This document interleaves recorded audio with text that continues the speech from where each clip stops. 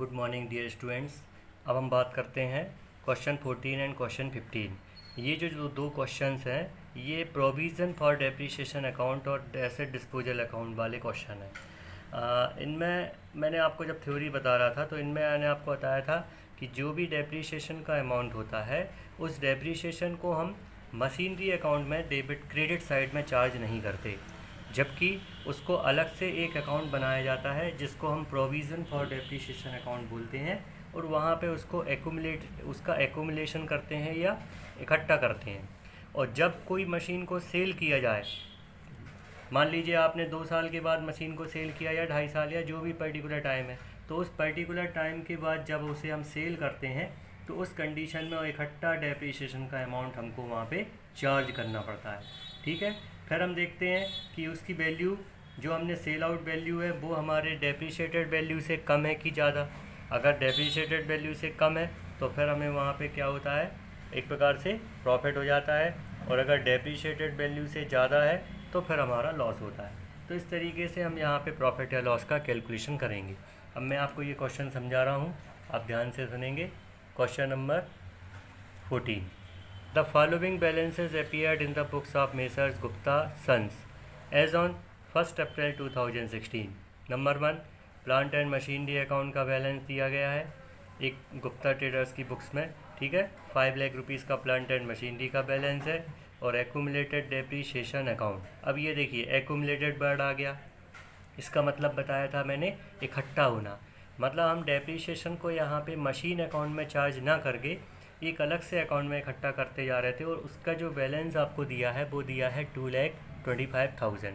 ठीक है, अब आगे इन्फॉर्मेशन है, the plant and machinery was depreciated by 10% per annum. मतलब जो डेप्रिसिएशन चार्ज हो रहा है वो 10% 10% हो रहा है पर एनम से, और मेथड का नाम है बाय स्ट्रेट लाइन मेथड। एक बात आप ध्यान से सुनेंगे, प्रोविज़न फॉर डेप्रिसिएशन अकाउंट में मेथड का इम्पोर्टेंस केवल अमाउंट ऑफ डेप्रिसिएशन निकालने के लिए है, बाकी इसका अकाउंटिंग में कहीं कोई रोल नहीं है। अकाउंटिंग जो हम करते हैं वो एक ही तरीके से करते हैं जिसमें एक्यूमुलेटेड डेप्रिसिएशन में अमाउंट को इकट्ठा करते चलते हैं। तो यहाँ पे स्ट्रेट लाइन मेथड से डेप्रिसिएशन चार्ज हो रहा है, और आगे लिखा है and the accounting year of the machine of the firm closes every year on 31 March. और यहाँ पे जो हमारा अकाउंटिंग ईयर यानी डेप्रिसिएशन चार्जिंग की डेट है और जो बैलेंसिंग की डेट है वो है 31 मार्च एवरी ईयर। अब देखिए, पहले 1 अप्रैल 16 का बैलेंस था, अब इनने बोला है on 1 October 2016 plant and machinery which was purchased on 1 जुलाई 2013। मतलब ये प्रीवियस डेट में अपन ने एक मशीन को ख़रीदा होगा।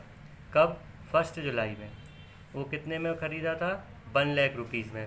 was sold for rupees 42,000 and on the same day a fresh plant and machinery was purchased for rupees 2 lakh।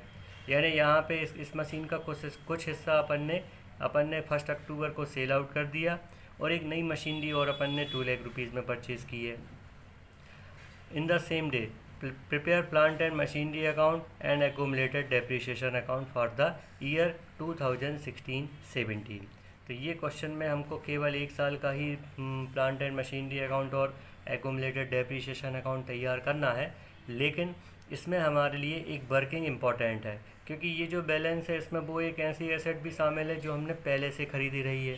तो हमें सबसे पहले उसका अमाउंट का कैलकुलेशन करना है। तो मैं आपको अमाउंट का कैलकुलेशन अभी शो कराता हूँ। देखिए, मैंने इसमें एक वर्किंग की है पहले। Calculation of value of plant and machinery, मतलब जो मशीन अपन सेल आउट कर रहे हैं, ठीक है, उसका वैल्यू निकालना है। सबसे पहले ये मशीन जो इसमें इन्फॉर्मेशन है कि हमने 1 जुलाई 2013 में परचेज़ की थी, और कितने रुपए में परचेज़ की थी? 1 लाख में। अब जब 1 जुलाई से इसको अपन ने ख़रीदा था और अपन ने इसको 1 अक्टूबर 2016 में हमने बेचा है। आप देखेंगे इस 13 से 16 तक 3 साल हो जाते हैं, 3 ईयर्स, और उसके बाद जुलाई से लेके अक्टूबर तक के आपके 3 मंथ्स हो जाते हैं। तो 3 ईयर 3 मंथ का टोटल डेप्रिसिएशन निकालना है। अब 10% पर एनम की रेट से डेप है फिक्स इंस्टॉलमेंट में, तो 1 साल का डेप हो गया 10,000, तो 3 ईयर का डेप हो गया 30,000। 3 मंथ्स का डेप लेना है, साल भर का 10,000, 3 मंथ का 2500 रुपये। इस तरीके से इसका जो डेप्रीशिएशन है वो कितना हो गया, ये हो गया 32,500। अब अगर हम इसकी वैल्यू निकालते हैं तो ये वैल्यू हमको बचेगी कितनी, ये इसमें से माइनस करेंगे तो ये 67,500। अब इस मशीन को हमने सेल आउट कितने में कर दिया रहा है, इसको अपन ने यहाँ पे सेल कर दिया 42,000 में, ठीक है। तो 42,000 रुपीज़ इसकी सेलिंग वैल्यू। तो यानी कि ये जो बचा हुआ जो पैसा है 5500, 25,500 का ये हमारा loss on sale of plant आ गया। ये देखिए, दिख रहा है आप सभी को। तो ये कैसे निकाला है आप फिर से देखें। 1 लाख रुपीज़ में से 3 मंथ का डेप्रीशिएशन माइनस करके हमने उस पर्टिकुलर डेट में उस प्लांट की वैल्यू निकाली जिस डेट में वो हमारे को सेल आउट हमें करना है। तो उसकी जो वैल्यू आ रही है वो आ रही 67,500। अब इसको सेल आउट किया गया कितना है, ये वैल्यू, ठीक है। और ये सेलिंग प्राइस है 42,000। तो इस तरीके का ये हमारा 25,500 का लॉस आ गया, ठीक। तो अब इसको हमको इसका पहले तो मशीनरी अकाउंट तैयार करेंगे, ठीक है। तो मशीनरी अकाउंट में आप क्या करेंगे, सबसे पहले यहाँ पे डेबिट में टू बैलेंस BD, कितना रुपए बैलेंस है आपका, 5 लाख रुपीज़, ठीक। अब ये जो 5 लाख है इसमें तो दोनों मशीनें शामिल हैं, यानी 1 लाख रुपीज़ वाली भी और 4 लाख वाली। लेकिन हम 1 लाख की मशीन को कब सेल आउट कर रहे हैं, 1 अक्टूबर 2016 में, ठीक है।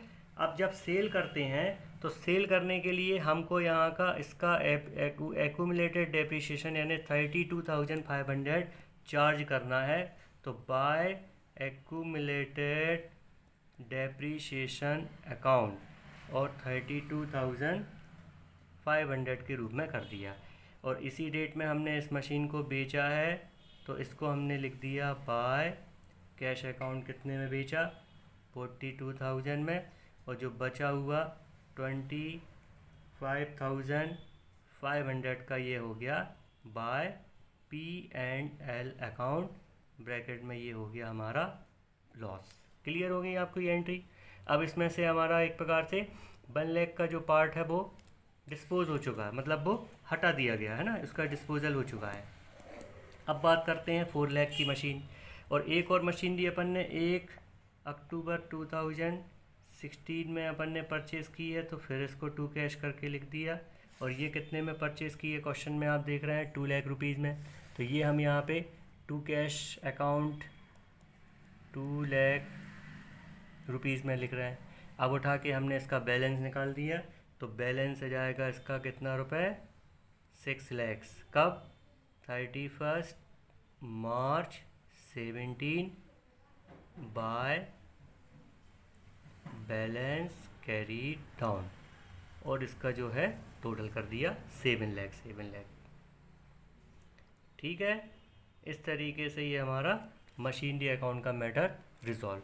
अब बात करेंगे इसका डेप्रीशिएशन अकाउंट बनाना है, ठीक है। तो डेप्रीशिएशन अकाउंट में आपको बता रहा हूँ।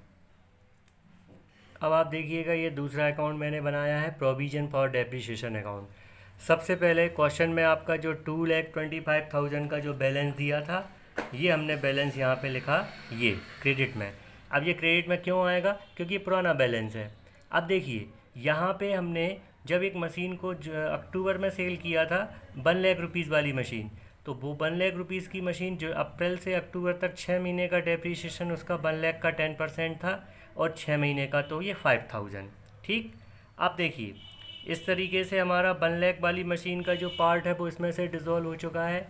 अब बचा 4 लाख की मशीन, तो 4 लाख का 10% डेप हम दिसंबर के बाद अक्टूबर के बाद मार्च में जाएंगे तो वो उसका अमाउंट हो जाएगा 40,000। तो 4 लाख का 10% हो गया 40,000। अब इसके बाद सेकंड मशीनरी हमने इसी डेट में और ख़रीद ली थी, वो 2 लाख रुपीज़ की। तो ये मशीन हमने कब ख़रीदी थी, अक्टूबर में। अक्टूबर से लेके अपन अगर मार्च तक की बात करते हैं तो अक्टूबर से मार्च तक का 6 महीने का डेप्रीशिएशन 2 लाख का 10% 10,000। तो इस तरीके से ये फ्रेश डेप्रीशिएशन है, ये हो गया 50,000। अब हमको इसका बैलेंसिंग करना है। अच्छा, एक और एंट्री आप देख रहे हैं इसके डेबिट में। To machinery account. ये वो मशीनरी का डेप्रीशिएशन है जो हमने उस मशीन को सेल आउट किया है। तो ये 32,500 है। ये सोल्ड मशीन की बात की जा रही है ना, जो हमने सेल कर दी थी। आपको मैंने बताया था प्रोविजन वाली मेथड में जो मशीन हमारे पास से जा चुकी है यानी सेल कर दी गई है, उसका प्रोविजन का अमाउंट मतलब उसका जो अमाउंट है इस प्रोविजन अकाउंट से उसे हम आउट कर देते हैं यानी बाहर कर देते हैं। तो वो वाला अमाउंट आपका 32,500 के रूप में है। तो अब क्रेडिट का टोटल 280 आ गया, उसमें से ये अमाउंट घटा के ये machinery provision for depreciation account का बैलेंस। तो इस तरीके से ये आपका प्रोविजन फॉर डेप्रिसिएशन अकाउंट तैयार होता है। मेथड थोड़ा सा, इस मेथड में क्या है, कैलकुलेशन ज़्यादा है, बाकी बहुत ही लॉजिकल मेथड है। ठीक है, अब हम लास्ट क्वेश्चन इस चैप्टर का जो है ये एक्सप्लेन करते हैं, जिसको ध्यान से सुनिएगा। इसमें एसेट डिस्पोजल अकाउंट के बारे में बात की जा रही है। अब ये डिस्पोजल का मतलब यानी होता है किसी चीज़ का निपटारा करना या उसको डिस्पोज करना, हटाना। यहाँ पे हमें क्या करना है कि कोई भी एसेट को जब हम सेल करेंगे तो सेल करने के लिए उसको एसेट अकाउंट से हमको एक प्रकार से बाहर कर देना है। ठीक है, एसेट अकाउंट से हम उसको बाहर करेंगे और उसके बाद जब उसको सेल करेंगे तो एक अलग से एक एसेट डिस्पोजल अकाउंट अपन तैयार करते हैं, जिसमें हम ये उस एसेट की पूरी वैल्यू ले आते हैं और फिर उसका पूरा डेप्रिसिएशन ले आते हैं और वहीं से हम उसका वैल्यू और डेप्रिसिएशन को कंपेयर करके उस पर जो प्रॉफिट या लॉस है उसका कैलकुलेशन करते हैं। ठीक है, तो इसको भी ध्यान से समझ लें। On 1 January 2015 messrs Atwal and company, Atwal and brother purchase 5 washing machine. इन्होंने 5 वॉशिंग मशीन खरीदी हैं 15,000 ईच, तो यानी कि टोटल वैल्यू हो जाएगी 75,000। They sold on January 1, 2016 one machinery of rupees 12,500। इन्होंने एक मशीनरी को 12,500 में उसमें से बेच दिया। They have decided to write off depreciation at 10% on straight line method. 10% इसमें डेप्रिसिएशन चार्ज करना है। सबसे पहले तो ये 15 से अपन ने 16 तक, एक साल के बाद अपन ने एक मशीन का डेप लगा के उसको सेल आउट करना है। ठीक है, इसमें machine account, machine disposal account और provision for depreciation account for 2 years अपन को बनाना है। सबसे पहले हम मशीन अकाउंट जो बनाएंगे बहुत सिंपल है। उसमें हम मशीन में सबसे पहले इसे हमने ख़रीदा है तो टू कैश अकाउंट या बैंक अकाउंट डेबिट में लिख दिया। फिर उसके बाद same balance brought down carried down कर दिया और फिर से पहले यहाँ बैलेंस कैरीड डाउन किया 75,000 और उसके बाद अपन ब्रॉट किया 75,000। अब उसमें से एक मशीन को हम यहाँ से डिस्पोज कर रहे हैं, उसकी कॉस्ट कितनी है 15,000। तो उस 15,000 की कॉस्ट को हम यहाँ से माइनस करेंगे तो जो देखिए वॉशिंग मशीन अकाउंट का जो बैलेंस बचेगा वो 60,000 बचेगा। 75 में से 15 माइनस हो गए 60,000 की बचेगी। ठीक है, अब बात करते हैं हम कौन सी वाली, सेकंड वाला अकाउंट जो कि जिसका नाम है प्रोविजन फॉर डेप्रिसिएशन अकाउंट। पहले साल का डेप हमारा लगा 75,000 का कितना परसेंट, 10%, 7500 बाय डेप्रिसिएशन करके। ठीक है, फिर इसके बाद उसको बैलेंस लेके गए, सेकेंड ईयर में बाय बैलेंस ब्रॉट डाउन किया। अब सेकेंड ईयर में आप देखिएगा एक मशीन हमने स्टार्टिंग में ही बेच दी, तो बची हुई मशीनें हमारे पास हैं कितनी, 4। चारों मशीन की वैल्यू है 15 6 4 60,000। तो 60,000 का इंटू 10/100 तो वो 6,000 का ओनली डेप्रीशिएशन रहेगा। ठीक है, तो 6,000 का डेप्रीशिएशन और लगाया तो 7,500 एंड 6,000 टोटल डेप कितना हो जाएगा, वो हो जाएगा आपका 13,500। अब हमने जो मशीन सेल आउट की है उसका डेप्रीशिएशन 1,500 रुपये को हमको इसमें से आउट कर देना है। तो बचा हुआ बैलेंस आपका प्रोविज़न में 12,000 होगा। अब बात आ रही है प्रॉफिट या लॉस।